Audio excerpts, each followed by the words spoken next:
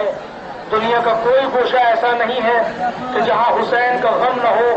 ہر طرف سے یا حسین کی صدائیں بلند ہو رہی ہیں. عزاداروں، چاہے وہ ہمارا ہندو بھائی ہو، چاہے وہ دنیا کی کوئی بھی قوم ہو، آج جو قومیں خدا کو نہیں مانتی، جو قومیں اور لوگوں کو نہیں مانتی، لیکن حسین کی مانوتا اور ان کی انسانیت کی کلمہ پڑھتی ہیں، اسی پس منظر میں 4 مصرے آپ حضرات کی بارگاہ سماعت میں پیش کرنا چاہتا ہوں.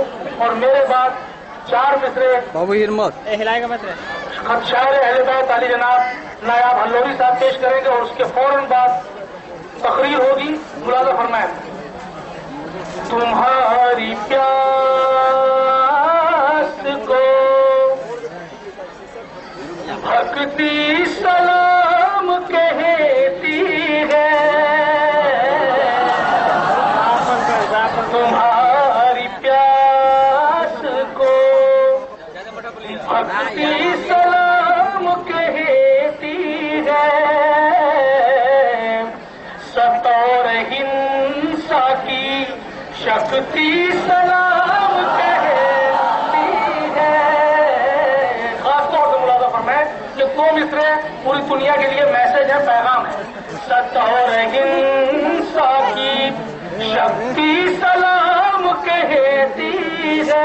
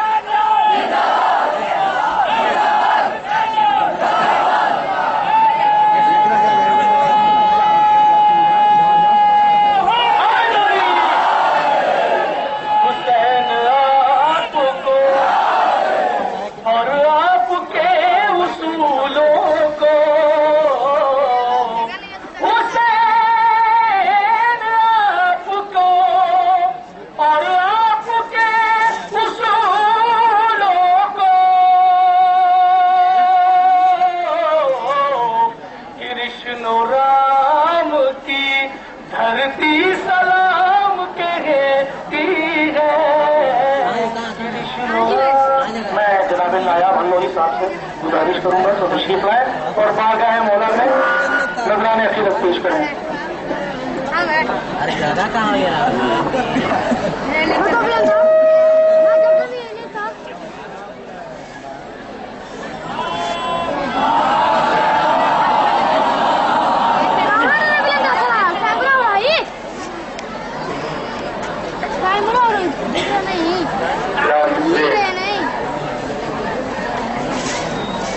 شہید انسانیت سید الشہداء حضرت امام حسین علیہ السلام کی بارگاہ میں حاضر کرتا ہوں. نعرہ رسالت، نعرہ تکبیر، نعرہ حیدری، نعرہ صلوات.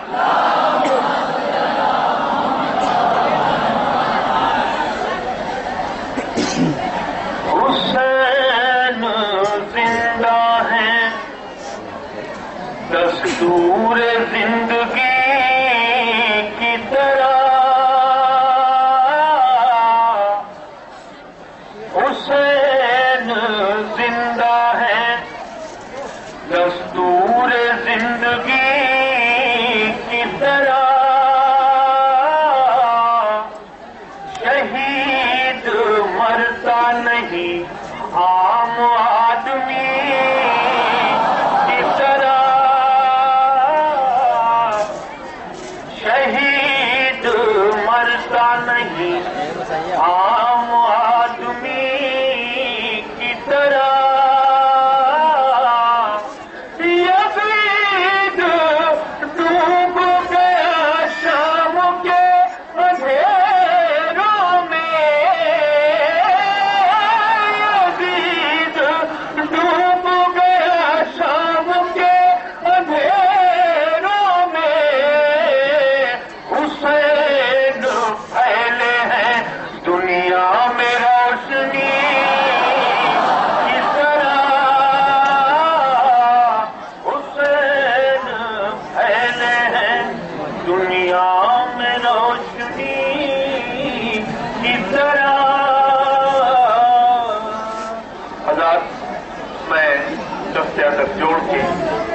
آج کی خصوصی تقریب کے لیے اپنے بھائی عالی جناب مولانا حسن مرزی صاحب میر پوری کی خدمت عالیہ میں گزارش کر رہا ہوں کہ تشریف لائیں اور اپنی دلاویز تقریر سے مومنین کے قلوب کو منور فرمائیں۔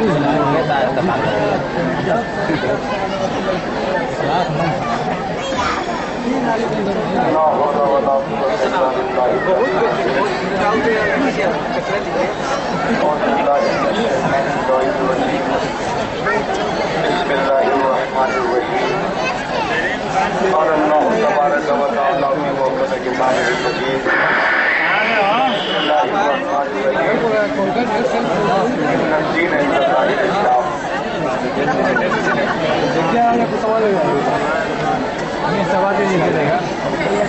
دوستو ماتمداروں اداداروں دیش پریمیوں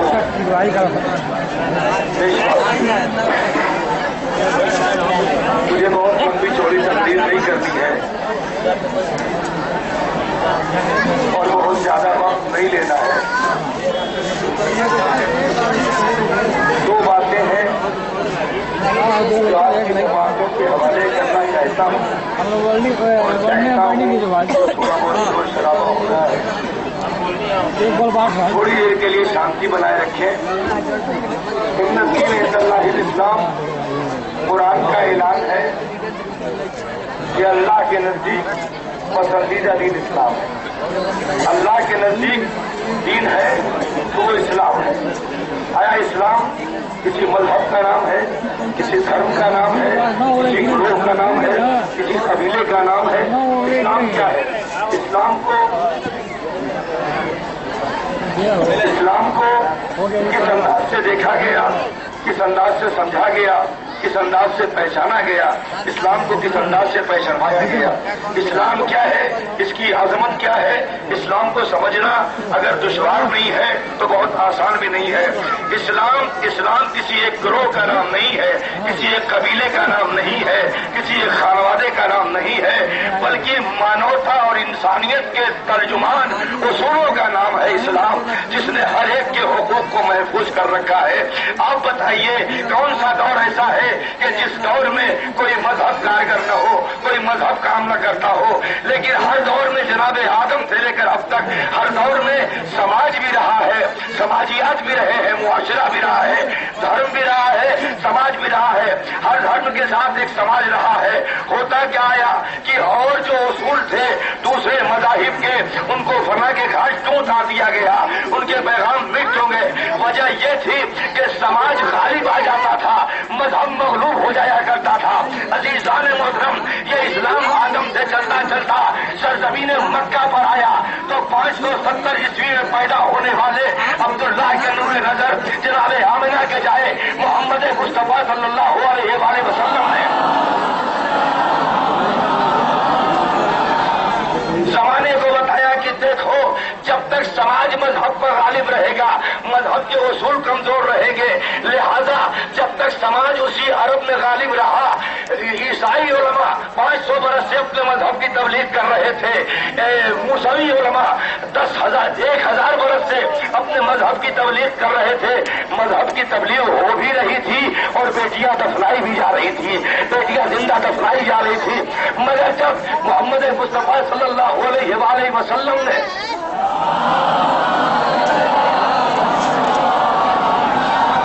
اسلام کا نظریہ پیش کیا، اسلام کا قانون پیش کیا، تو وہ قانون اتنا بھایا انسانیت انسانیت کو کہ جس عرب میں بیٹیاں دفنائی جاتی تھی اسی عرب میں بیٹیوں کی تعظیم کی جانے لگی. سرکار دو عالم کیا لائے تھے؟ نہ اپنی طرف سے کوئی دین لائے تھے, نہ اپنی طرف سے مذہب لائے تھے, بلکہ وہ تو ایک نبی تھے. اللہ نے نبی بنایا تھا, اس نے قانون دے کے بھیجا تھا, اس نے اصول دے کے بھیجا تھا. جس طریقے سے ایک ایشور دودت کہا جاتا ہے اور دوسرا دیو دودت کہا جاتا ہے. ایشور دودت اسے کہتے ہیں جو ایشور سے براہ راست پیغام لے, دیو دودت اسے کہتے ہیں جو ایشور دودت سے پیغام لے کر کے اس کی محافظت کرے اور اس کا پرچار کرے. تو اسی طریقے سے اسلام میں ایک کو نبی کہا جاتا ہے, ایک کو امام کہا جاتا ہے. ایشور دودت نبی کو کہا جاتا ہے, دیو دودت امام کو کہا جاتا ہے. تو علی اور نبی دونوں ایشور دودت اور دیو دودت ہے.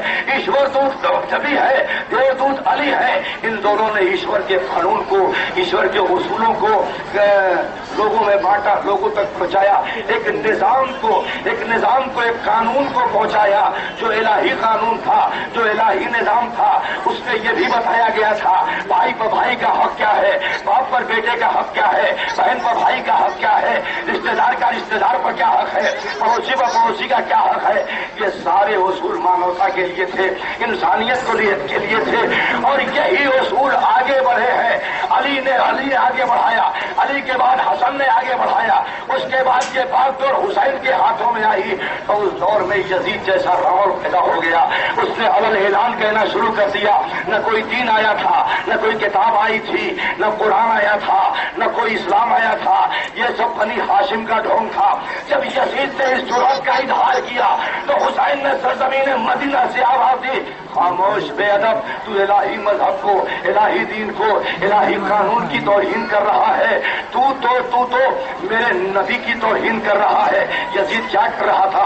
اصلا نبی کی توہین کر رہا تھا اور ان کے اصولوں کی توہین کر رہا تھا. حسین نے کہا نہیں, میں مٹنے نہیں دوں گا, میں فنا نہیں ہونے دوں گا. جب تک حسین زندہ رہے گا نہ الہی اصول ملیں گے, نہ الہی قانون مٹے گا, نہ نبی کی محنتوں کا پھل ضائع ہوگا. لہذا حسین نے انسانیت کے لیے, مانوتا کے لیے, اس لیے کہ یہ اسلام دین سلامتی کا نام ہے, یہ پوری مانوتا کا مذہب ہے, اس کی حفاظت بہت ضروری تھی, اس کی نصرت بہت ضروری تھی. لہذا حسین نے مانوتا کے لیے, انسانیت کے لیے اپنی جان قربان کر دینے کا اعلان کر دیا. یزید فاضل و فاجر کا نام ہے, لیکن افسوس صد افسوس آج بھی یہ کہا جاتا ہے کہ کربلا دو خانوادوں کی جنگ تھی, دو شہزادوں کی جنگ تھی. بھلا ایسا کیسے ممکن ہے کہ دو خانوادوں کی جنگ ہو تو جنگ ختم ہونے کے بعد ایک کے خانوادے کو قیدی بنا لیا جائے, اسیر بنا لیا جائے؟ نہیں, یہ کربلا دو خانوادوں کی جنگ نہیں تھی, حق اور باطل کی جنگ تھی, ہنسا اور اہنسا کی جنگ تھی, اتیاچار کے خلاف جنگ تھی. کربلا میں دین نہیں ذبح ہو رہا تھا, مانوتا شمر کے خنجر تلے آ رہی تھی. حسین نے اپنا گلا رکھ دیا تھا. آج جو یہ اذانیں باقی ہے, آج جو اسلام باقی ہے, آج اسلام کے اصول باقی ہے, یہ اس لیے محمد مصطفیٰ کے نواسے حسین کی دین ہے. آج سریا کا مؤذن خاموش نہیں ہونے پاتا ہے کہ ساسارام کا مؤذن کہتا ہے اللہ اکبر, وہاں کا مؤذن خاموش نہیں ہونے پاتا. پٹنہ کا مؤذن کہتا ہے اللہ اکبر, وہاں کا مؤذن خاموش نہیں ہونے پاتا. لکھنؤ کا مؤذن کہتا ہے اللہ اکبر, وہاں کا مؤذن خاموش نہیں ہونے پاتا. امریکہ کا مؤذن کہتا ہے اللہ اکبر, وہاں کا مؤذن خاموش نہیں ہونے پاتا. مکے کا مؤذن کہتا ہے اللہ اکبر, مکے کا مؤذن خاموش نہیں ہونے پاتا. کہ کعبہ کہتا ہے اللہ اکبر اور اس کے بعد رخ کر کے کربلا کا کہتا ہے السلام علیکم یا ابا عبداللہ. اے حسین, ان اذانوں پر, نمازوں پر تمہارا ہی احسان ہے. تم نے اگر نہ قربانی دی ہوتی, تم نے نہ بچایا ہوتا, تم نے اگر قربانی نہ دی ہوتی, اپنا خون نہ بہایا ہوتا تو انسانیت ذبح ہو گئی ہوتی, مانوتا ختم ہو گئی ہوتی, مانوتا مٹ گئی ہوتی. اللہ کا نام اور ایشور کا نام لینے سے لوگ کتراتے. عزیزان محترم, آج آئیے ہم سب مل کر حسین کو خراج عقیدت پیش کریں. زندہ باد ہے حسین کہ تیری قربانی رنگ لائی. آج کون سی ایسی قوم ہے جو حسین کو نہیں مانتی؟ ہر قوم کہہ رہی ہے ہمارا حسین ہے. ہم نے یہ کل کہا کہ ہمارا حسین ہے, حق بات تم کہو تو تمہارا حسین ہے. اور آج پوری دنیا میں حسین ہے.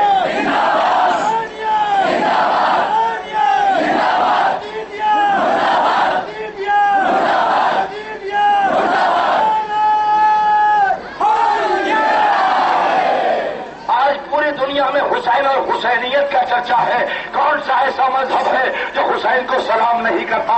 اس لیے کہ حسین کسی ایک مذہب کے رہنما کا نام نہیں ہے، کائنات کی پوری انسانیت کے لیڈر کا نام حسین ہے۔ اور یہی وجہ ہے کہ ہندوستان میں پاکستان کا پرچم نہیں لہرا سکتا، امریکہ میں ہندوستان کا پرچم نہیں لہرا سکتا، عرب میں پاکستان کا پرچم نہیں لہرا سکتا، پاکستان میں عرب کا پرچم کسی بھی ملک میں دوسرے ملک کا پرچم نہیں لہرا سکتا، مگر سلام حسین کے لشکر کے ساتھ عباس تیرا پرچم ہندوستان میں بھی پاکستان میں بھی۔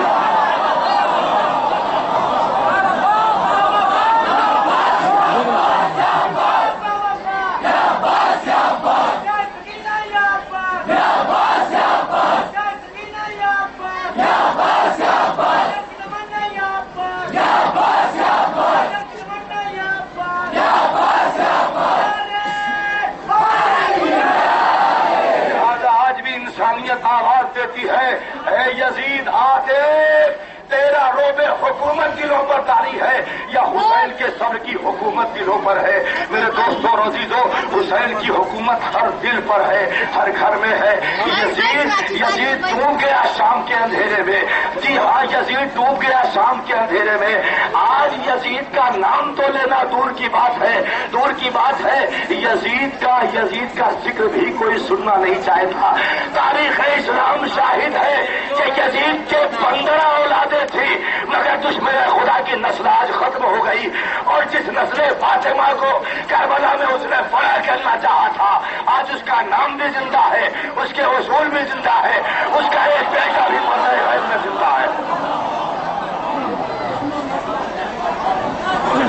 ایک بات اور آخر میں، کچھ لوگوں کا یہ خیال ہے کہ حسین حکومت کے لیے نکلے تھے، لشکر دے کے نکلے تھے۔ لشکر کی تعریف کیا ہے؟ لشکر میں سپاہی ہوتے ہیں، ہاتھ میں تلوار ہوتی ہے، زرہ ہوتی ہے۔ کیا جب دو شہزادوں میں جنگ ہوتی ہے تو 6 مہینے کے بچے میدان میں آتے ہیں؟ ہاں، ایک بار پورے عالم اسلام کو، پوری دنیا کو چیلنج کر کے کہتا ہوں، ہم مان لیتے کہ حسین حکومت کے لیے گئے تھے۔